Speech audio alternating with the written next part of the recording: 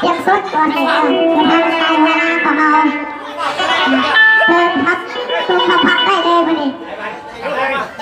ดาวแรงจากคุณอีบอก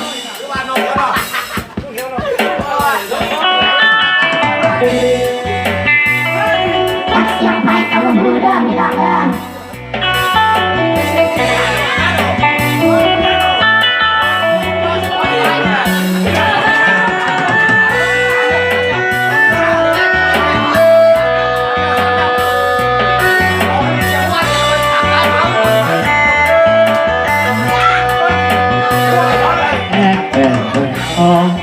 จะเป็นเบาเท่าข้างฟ้าเบาอยู่ที่เดียวกันเขาก็แต่งงานคนแล้วเขามีลูกดาวแต่เจ้าสาวนั้นก็เห็นแล้วจะพูดว่าเจ้าเกิดแล้วหรืออย่างเป็นลมเป็นแรงหาผู้เคียงกายสาวใดเขาก็มองผ่านไผ่เก็บสงสารให้หาทานก็เปลี่ยนแปลงสิเฝ้าไปขอ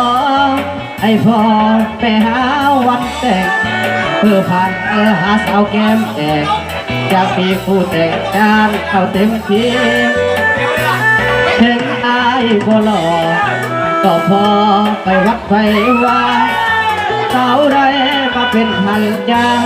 รับพองว่าน้องจากสุขีอ้อมใจอ้อมแขนไอ้คอยสาวกลมใจดีไอ้ดังแต่งงานปีนี้ยานเท่าอีดีคอยหูอยู่นะบอกเคยมีแฟนนำเขาลงสาวพวกเก่งจึงเอาเสียงเพลงอ้อมสาวขอความสัมพันธ์หวังว่าคงมีสาวใจดีเมตตาสงสารจะปล่อยให้อายคอยนานมาแต่งกันหน้าหนาวปีนี้